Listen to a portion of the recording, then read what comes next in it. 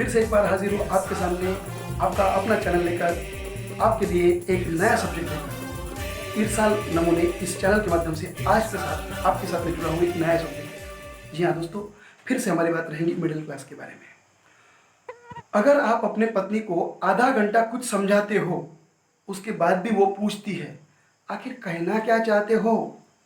जैसे आपने देखा था कि एक आधा वक्ता बहुत अच्छी भाषण देता है, बहुत अच्छी भाषा शैली में बात करता है, डेढ़ डेढ़ दो दो घंटे का भाषण देता है, और बैठा हुआ श्रोता आखिर में उसको पूछता है आखिर कहना क्या चाहते हो।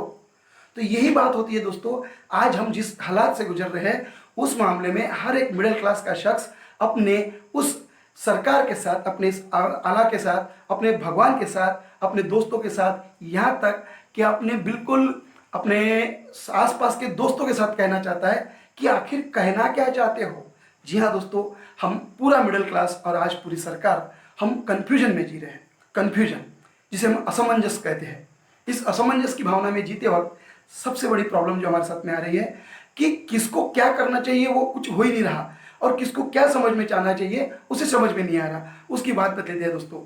सबसे पहले कोरोना के माध्यम से अब हमें जब कहा गया कि लॉकडाउन है, और हमने मानसिकता बना ली कि लॉकडाउन में बाहर निकलना नहीं। फिर पुलिस को कहा गया कि जो कोई भी बाहर निकलता है, क्योंकि आपातकालीन स्थिति को लागू किया गया है, कलम 144 लागू की गई है, कृपया कर्फ्यू की जैसी परिस्थिति है, किसी भी व्यक्ति को बाहर ना निकलने दे। फिर पुलिस ने डंडे बरसाए, तो लोगों ने और पत्रकारों ने, मीडिया ने यह बात उछाली कि लोगों को मारो मत, वो पहले ही परेशानी में। फिर सरकार ने कहा कि उन्हें रोको, किसी ने कहा उन्हें मारो, किसी ने कहा उन्हें सजा दो, किसी ने कहा उनके ऊपर चालान काटो। सेंट्रल गवर्नमेंट स्टेट गवर्नमेंट को प्रॉपर ऑर्डर नहीं दे रही है। उनका कहना है कि आप अपनी मर्जी से अपने अपने राज्य के हिसाब से जो सहूलियत वाले कानून है वो कानून बनाए। राज्य सरकार ने भी देखा कि अगर हमारे अंग पे बात आती है तो सेंट्रल ने तो अपना पल्ला झाड़ दिया। फिर क्या, फिर उस समय उन्होंने सभी हमारे कलेक्टर ऑफिस को ये निर्देश दिए कि आप अपने शहर की, अपने जिले की हालात देखकर आप अपने निर्णय लीजिए। फिर उन्होंने एक बात की, उन्होंने पुलिस कमिश्नर और अपने म्यूनिसिपल कमिश्नर को ऑर्डर दिए कि आप अपने हिसाब से हालात बनाइए।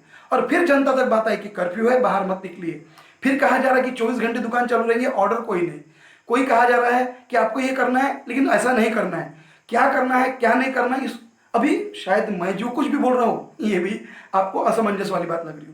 जी हाँ दोस्तों, इतनी ही कंफ्यूजन भरी बातों में हम जी रहे हैं। फिर से आपका स्वागत करता हूं मैं मंगेश ठाकरे, अपना चैनल इरसाल नमूने लेकर। और आज का सब्जेक्ट है कंफ्यूजन में हमारा मिडिल क्लास। तो हमारे मिडिल क्लास को फिर एक बार मद्देनजर रखते हुए उनको सबको धन्यवाद देता हूं जो हमारे इस वीडियो को चाहने लगे हैं, और केवल 10 दिनों में आपने इतना प्यार दिया है। आपसे गुजारिश है दोस्तों कि ऐसा ही प्यार बनाए रखे, आपके सब्जेक्ट भेजे और साथ ही साथ अपने अनुभव भी भेजे। नीचे कमेंट बॉक्स में हमारा नंबर लिखा है। तो आज का हमारा सब्जेक्ट है कि भाई कहना क्या चाहते हो। कंफ्यूजन में है हमारा पूरा middle class. Central government order देते वक्त इंटरनेशनल गवर्नमेंट का प्रेशर साथ में लेके चल रही है। आम जनता को लगता है कि चलो सरकार ये कर लेगी, लेकिन सरकार कहती है कि हमारे साथ में प्रॉब्लम है, हम इतने जल्दी डिसीजन नहीं ले सकते।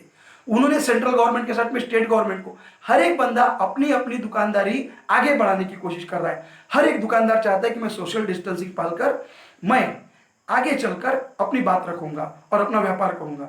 हर व्यापारी चाहता है कि मेरा व्यापार हो। हर एक शख्स चाहता है कि मुझे वो चीजें मिले जो मेरी जरूरत की है। हर एक मिडिल क्लास चाहता है कि मुझे वो चीजें जो अभी मेरा बिजनेस बंद है, मेरा काम धंधा बंद है, मेरी नौकरी बंद है, मुझे रोजगार नहीं है, मुझे पेमेंट बंद है, मैं कैसे चलाऊं। उसके पास की जो बचत थी वो बचत भी खत्म होते आ रही है। फिर महिलाओं को ये टेंशन है कि घर में पहले 2 लोगों की डिमांड थी, अभी पांचों के पांचों लोग घर में है, पूरा परिवार घर में है, और चाहते हैं कि एक पिकनिक जैसा माहौल हो। कभी पकोड़े बनाओ, कभी वड़े बनाओ, कभी इतना ही नहीं तो रोज नए नए पकवान की बात हो रही है। तो दोस्तों, किराने को नहीं फैलाना है, कोरोना को फैलाना नहीं है, और हमें भी नहीं फैलना है। तो आपको सबसे पहली बात है कि कोरोना से लड़ते लड़ते अपने आप से भी लड़ना है, अपने आप को भी बचाना है, क्योंकि आप जिंदा रहोगे, आप रहोगे तो ही आगे का काम होगा। तो ये जो असमंजस वाली बात है ये हर जगह पे दिखती है। हम हमारे बच्चों से कहते हैं कि देख बेटा, तेरे को पढ़ाई करनी है और तू फाइनल कर, तेरे को क्या बनना है।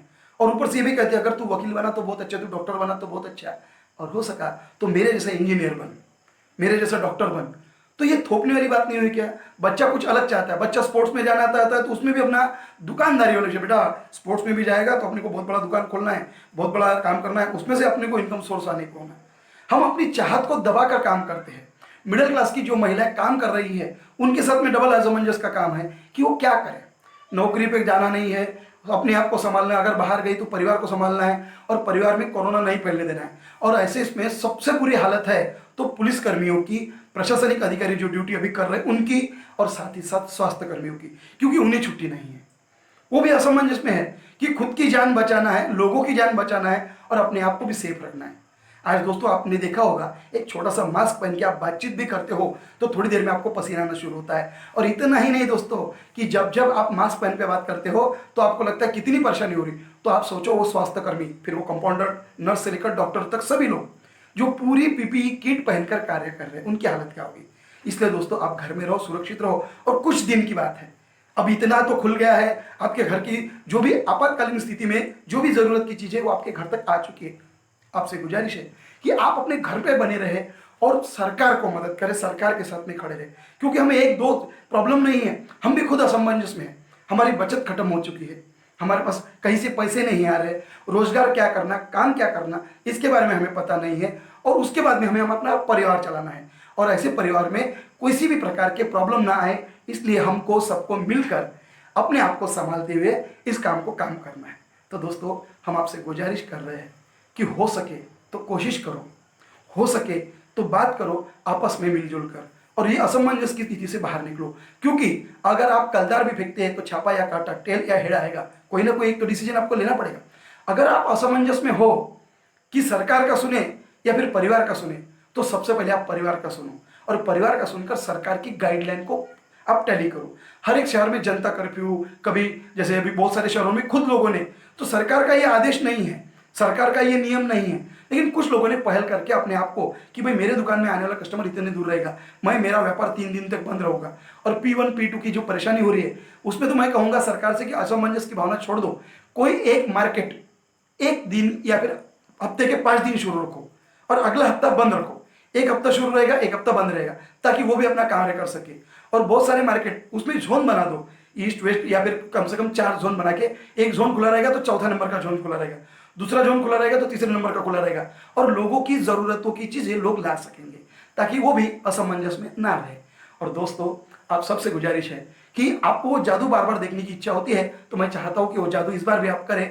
आप ये वीडियो पूरा देखें, अच्छा लगे तो फॉरवर्ड करें, और हाँ, वो जो सब्सक्राइब नाम का जो बटन है उसे अगर आपने दबा दिया, वो दबाने के बाद में आपने देखना एक जादू होती है, लाल कलर का सब्सक्राइब लिखा हुआ काला हो जाता है, और जो थम्स अप का चिन्ह है उस पर आपने देखना दोस्तों, अगर वो काले कलर का है तो उसको उंगली लगे तो वो नीले कलर का हो जाएगा। आपकी हमारे को ये मतलब एक हिसाब से रसीद मिल जाएगी कि आप तक हम पहुंच रहे हैं, और आपके पास कोई नए सब्जेक्ट हो तो उनके लिए हम तैयार हैं। और बहुत से लोगों ने हमें अच्छे अच्छे सब्जेक्ट दिए जिस पर हम बोलना चाहेंगे, और अगले कुछ एपिसोड में हम जल्दी उनके साथ में मिलेंगे और उस बात पे बात करेंगे।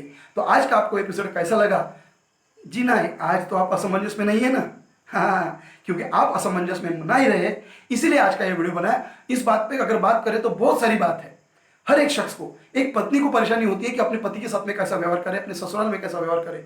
अगर वो खुल के बात करे तो भी प्रॉब्लम, अगर वो ना करे तो ये बहुत ही सुस्तो काम है, इस टाइप से बात आ जाती है। इसलिए दोस्तों जो भी करे दिल से करे, अच्छा करे और अपने देश के साथ खड़े रहे। तो दोस्तों फिर एक बार नमस्ते इंडिया, सलाम इंडिया, राम राम इंडिया के साथ आज आपसे विदा लेता हूं। और आज थोड़ा कम समय में आपसे ज्यादा बात करने की कोशिश की, आपका प्यार ऐसे ही बनाए रखे। दोस्तों जल्द ही मिलेंगे नए एपिसोड के साथ, और हाँ, फॉरवर्ड कर दीजिए, अपने दोस्तों को देखिए, और हाँ, पूरा विषय देखिए, पूरा वीडियो देखिए। आपसे इतनी गुजारिश है। धन्यवाद दोस्तों, फिर से आपसे नए सब्जेक्ट के साथ मिलेंगे। मैं मंगेश ठाकुर।